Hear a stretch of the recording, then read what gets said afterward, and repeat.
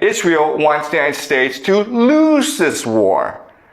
And that means a long war that destroys the American political will to fight any more foreign wars.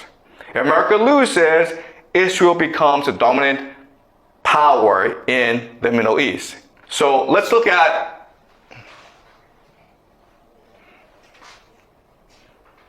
the four major players in this war.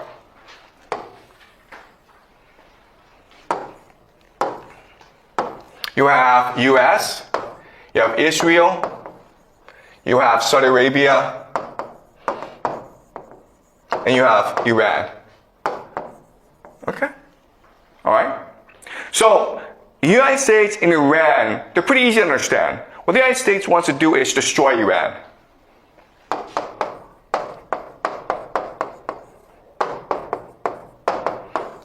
Okay? Why?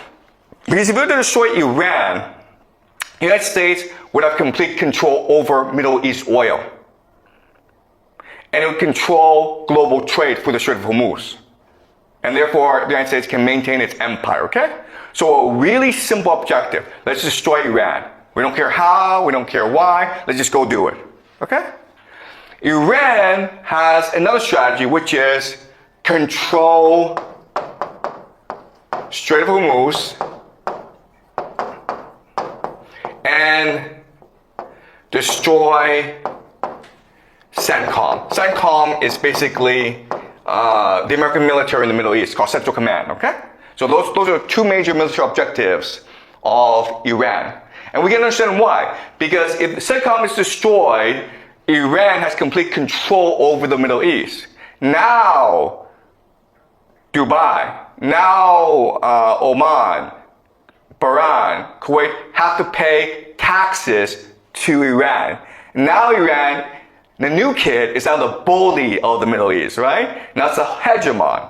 That is the political objective of this war. Okay? Israel is a bit more complicated. All right? For Israel, sorry. One other thing is humble Israel. That's the other thing, because even if you defeat the United States, you still have to deal with Israel, okay? And Israel is the great military power of the Middle East. So you want to humble them. You want to weaken them. You can't destroy Israel because Israel has nuclear weapons, right? You piss off Israel, those nukes start flying. You don't want that, right? So those are the three major political objectives for Iran. Control the Strait of Hormuz, destroy CENTCOM, and humble Israel. Okay? If you are Israel, actually for you, the strategy is different. What you want to do is this. You want to destroy CENTCOM and destroy Iran. Okay? Those are your objectives. Why? Because if you destroy both the United States and you destroy Iran, then you are the sole hegemon in the Middle East, okay? Also destroy the GCC. Destroy Saudi Arabia as well. Why? Because once Saudi Arabia is destroyed, all its resources belong to you, okay? And this creates something called the Greater Israel Project, which is what we will discuss next class. But as you can see, that's really important, is that even though the United States and Israel are allies, their ultimate strategy is different. Their objectives are different. In fact, they're in conflict, okay? They have Saudi Arabia. What does Saudi Arabia want to do? Well, destroy Iran, because if you destroy Iran, you have complete control of the Strait of Hormuz. Then you can be a bully, okay? But you also want to destroy the US and you want to humble Israel. Alright? Does that make sense? Alright? So by understanding how each player perceives the game, we can now understand how they will go about their strategy. Right? So the United States just wants to destroy Iran. But as you can see, Israel, Saudi Arabia, and Iran all want to destroy the United States. And how do you do that? You do that by forcing the United States into a long ground war. Right? Therefore, if you're Israel, you don't want to use nukes. Why?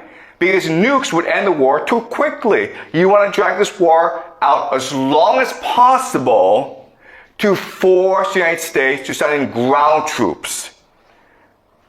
And then you're like, well, why doesn't the United States use nuclear weapons? And the answer is already told you, the escalation ladder. It needs to justify itself to the people, okay?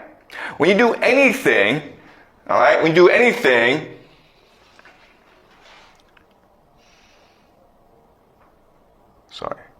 when you do anything, you have to worry about certain factors, okay? You have to worry about troop morale. Your soldiers have to believe that they are fighting for a good cause, okay?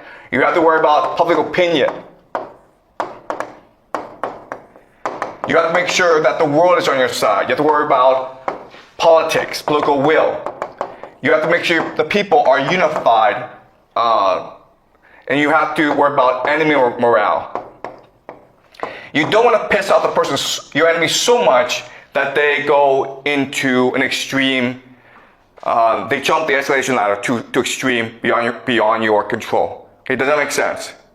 Okay? So as you can see, war is extremely complicated. It's not just about weaponry. It's not just about resources. It's ultimately about controlling the narrative, controlling the political landscape. Okay? Marshaling the resources in a proper way that is strategically beneficial. All right? Does that make sense to you guys? Okay. So, yeah, so we just answered two questions. Will the United States use ground troops? Yes, it will, because Iran, Saudi Arabia, and Israel will work together to force a ground invasion, even though the United States doesn't want to do so. But unfortunately, the United States doesn't have a clear, coherent strategy. It's passive. Therefore, it can be manipulated into sending a ground invasion, okay? And the second question is, will Israel and the United States use nuclear weapons? And the answer is no, because it's not in their best interest to use nuclear weapons. Okay? Israel wants the United States to lose this war. And that means a long war that destroys the American political will to fight any more foreign wars. If America loses, Israel becomes the dominant power in the Middle East. Okay? And so the last question is the Al-Aqsa Mosque. And we'll answer that next class on Thursday. Any questions?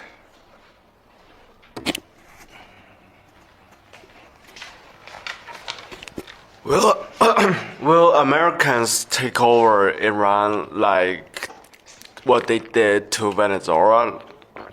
Like they captured their president? Okay. Look, the strategy in the beginning was to do a Venezuela in Iran. Meaning you go in, you kill the leader, a new leader emerges, negotiate with you, and surrender to you because you're too powerful. Okay? But Venezuela and Iran are two very different countries. The Venezuelan elite is very pro-American, meaning that their wealth, their children, their family is stored in America.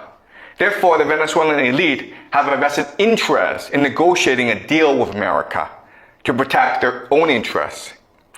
But for 40 plus years, America has sanctioned the Iranian elite. And Iran has become poor and angry and disgruntled because of that. Therefore, they lose nothing by fighting you. Okay? So even though you've killed the supreme leader, and you've killed many of their leaders, in fact, the elite themselves are unified in opposing you. Okay? Does that make sense? Okay? Any more questions? Yep. Alan? So, I in fact have a question about the motivation of U.S. to involve in this war. Like as you said, that U.S. want to control all the oil, so like they must destroy Iran. But I think this is like a little bit confusing because I think U.S. know that this war is really highly risk and it can potentially even like destroy the whole systems. So why U.S. risk the risk of like whole system collapsing to like control the oil that Iran had? Okay, all right. So this is the key question that everyone's arguing about. Quite honestly, we're going to argue this for the rest of eternity, okay? We're gonna argue this for eternity because like no one knows. And there's never going to be a clear answer. In fact, there are multiple possibilities, okay? What I'm going to do today is offer you the most simple explanation. In the next class, I will offer you a much more complicated explanation, okay? But the simple explanation is this. Again, this goes back to military doctrine. How the United States military works, okay? And the military doctrine is prevent the heartland from arising, right? So the United States is here. This is Europe. This is Russia. This is Iran, India, China, Japan. This is Middle East. And this is Africa. All right. So the American military doctrine is this. The greatest threat to American power is the heartland unifying. Okay? Why? Because if the heartland unifies, it can trade by itself through railways. But America is primarily a naval power. Therefore, it requires people to trade by sea. Okay? And so its strategy is to make sure there's never any cohesion in the heartland. Either by making sure that no great power arises in the heartland, and that's why America went to war in World War I and World War II, because there's a great fear that Germany would conquer the world, or Europe, and Asia, and create the heartland, okay? Therefore, America had to stop Germany from rising. So you either make sure no great power arises, or you create so much conflict that they're always fighting each other. And that used to work before, okay? Now, there's a problem. The problem is the BRICS nations. Russia, Iran, and China are coming together. And if they come together, guys, that's a major piece of the heartland. And everyone else, Europe, Middle East, Africa, India would probably follow, okay? Because it is easier to trade in the heartland than it is to trade with America, especially with the US dollar declining, right? So, in other words, the United States has no choice but to fight this war because that's their entire strategy to maintain hegemony in the world, to prevent the heartland from unifying. All right? Does that make sense? Because like once you destroy Iran, the heartland fractures. There's no way that they can now trade together anymore. They're still reliant on American maritime routes, okay? America maintains is still the hegemon because it controls world trade. Whoever controls world trade controls the world. Whoever controls the heartland controls world trade.